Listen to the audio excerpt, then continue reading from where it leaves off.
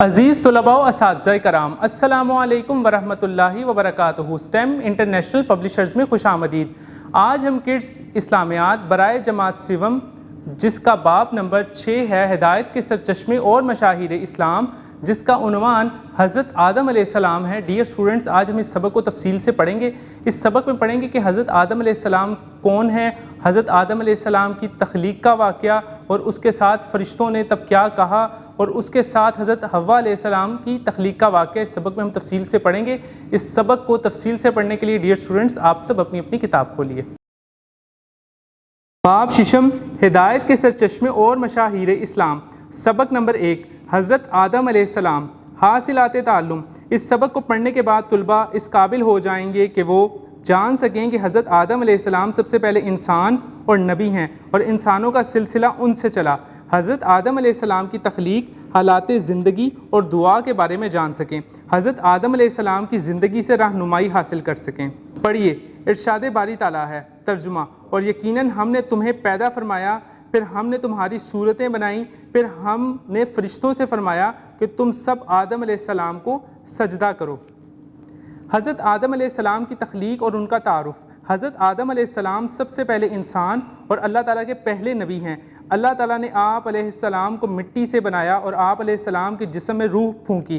آپ علیہ السلام ابو البشر یعنی تمام انسانوں کے باپ ہیں۔ آپ علیہ السلام کا لقب صفی اللہ، اللہ تعالیٰ کا خاص بندہ ہے۔ حضرت آدم علیہ السلام کی فرشتوں پر فضیلت۔ اللہ تعالیٰ نے حضرت آدم علیہ السلام کو تخلیق کرنے کے بعد ان تمام چیزوں کے نام سکھا دیے۔ اللہ تعالیٰ نے اپنی حکمت کے اظہار کے لیے ان چیزوں کو فرشتوں کے سامنے پیش کر کے فرمایا، ان کے نام بتاؤ۔ فرشتے ان کے نام نہ بتا سکے، جبکہ حضرت آدم علیہ السلام نے ان سب چیزوں کے نام بتا دیے۔ یوں فرشتوں پر حضرت آدم علیہ السلام کی فضیلت علم کی وجہ سے بڑھ گئی۔ اللہ تعالیٰ نے تمام فرشتوں کو حکم دیا کہ حضرت آدم علیہ السلام کو سجدہ کریں۔ سب فرشتوں نے اللہ تعالیٰ کے حکم کے مطابق حضرت آدم علیہ السلام کو سجدہ کیا، لیکن ابلیس شیطان نے آپ علیہ السلام کو اپنے حسد اور تکبر کی وجہ سے سجدہ نہ کیا۔ اس نے اللہ تعالیٰ کے حکم کی نافرمانی کی اور تکبر کرتے ہوئے کہا، میں اس سے بہتر ہوں، تو نے مجھے آگ سے پیدا کیا اور تو نے اسے مٹی سے پیدا کیا۔ اللہ تعالیٰ کا حکم نہ ماننے کی وجہ سے ابلیس نافرمانوں میں سے ہو گیا۔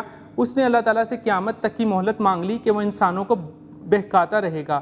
حضرت حوا علیہ السلام کی تخلیق۔ حضرت آدم علیہ السلام جنت میں رہنے لگے۔ اللہ تعالیٰ نے حضرت حوا علیہ السلام کو ان کی ساتھی بیوی کے طور پر پیدا کیا، جو جنت میں آپ علیہ السلام کے ساتھ رہنے لگیں۔ مزید جانیں، ارشاد باری تعالیٰ ہے، ترجمہ: اور اے آدم، تم اور تمہاری بیوی جنت میں رہو، پھر تم دونوں کھاؤ جہاں سے تم دونوں چاہو، اور تم دونوں اس درخت کے قریب نہ جانا، ورنہ تم نقصان کاروں میں سے ہو جاؤ گے۔ حضرت آدم علیہ السلام کی زمین پر آمد۔ اللہ تعالیٰ نے حضرت آدم علیہ السلام اور حضرت حوا علیہ السلام کو جنت میں بے شمار نعمتیں عطا کی تھیں۔ حضرت آدم علیہ السلام اور حضرت حوا علیہ السلام کو جنت میں ہر قسم کا پھل اور نعمتیں استعمال کرنے کی کھلی اجازت تھی، لیکن اللہ تعالیٰ نے انہیں ایک درخت کا پھل کھانے سے منع فرمایا۔ شیطان نے انہیں بہکانا شروع کر دیا۔ شیطان کے بہکاوے میں آ کر دونوں نے اس درخت کا پھل کھا لیا۔ اللہ تعالیٰ نے حضرت آدم علیہ السلام اور حضرت حوا علیہ السلام کو جنت سے زمین پر الگ الگ مقامات پر اتار دیا۔ دونوں کو اپنی غلطی کا احساس ہوا اور وہ اللہ تعالیٰ سے معافی مانگنا چاہتے تھے۔ اللہ تعالیٰ نے ان کو معافی مانگنے کے لیے یہ دعا سکھائی، ربنا ظلمنا انفسنا وان لم تغفر لنا وترحمنا لنکونن من الخاسرین۔ ترجمہ: اے ہمارے رب، ہم نے اپنا نقصان کیا، اور اگر تو نے ہمیں نہ بخشا اور ہم پر رحم نہ فرمایا تو ہم ضرور ہو جائیں گے نقصان اٹھانے والوں میں سے۔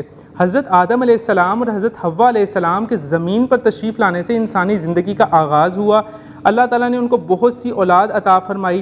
دنیا میں موجود تمام انسان حضرت آدم علیہ السلام اور حضرت حوا علیہ السلام کی اولاد سے ہیں۔ حاصل کلام۔ حضرت آدم علیہ السلام کی زندگی سے ہمیں یہ معلوم ہوتا ہے کہ انسان کی ساری زندگی آزمائشوں سے بھری پڑی ہے، کیونکہ شیطان انسان کا ازلی دشمن ہے اور اس لیے اسے ہمیشہ اپنا دشمن ہی سمجھنا چاہیے۔ حضرت آدم علیہ السلام کی زندگی سے یہ رہنمائی ملتی ہے کہ ہمیشہ اللہ تعالیٰ کی دی ہوئی نعمتوں پر شکر کرنا چاہیے اور اپنی زندگی میں کبھی بھی توبہ اور استغفار کرنے سے پیچھے نہیں ہٹنا چاہیے، کیونکہ توبہ اور استغفار کرنے والوں کو اللہ تعالیٰ پسند فرماتا ہے۔ ڈیئر اسٹوڈنٹس، آج جو ہم نے سبق پڑھا حضرت آدم علیہ السلام، اس سبق میں ہم نے تفصیلاً پڑھا کہ حضرت آدم علیہ السلام کون تھے۔ اس کے ساتھ حضرت آدم علیہ السلام اور حضرت حوا علیہ السلام جو کہ ان کی زوجہ تھیں، ان کی تخلیق کا واقعہ اور وہ کیسے زمین پر اتارے گئے، اس سبق میں ہم نے تفصیل سے پڑھا۔ میں امید کرتا ہوں کہ آپ اس سبق کو سمجھ چکے ہوں گے۔ اس سبق کو بار بار آپ پڑھیے۔ ملتے ہیں ایک نئی ویڈیو میں ایک نئے سبق کے ساتھ، تب تک اپنا خیال رکھیے گا۔ اللہ حافظ۔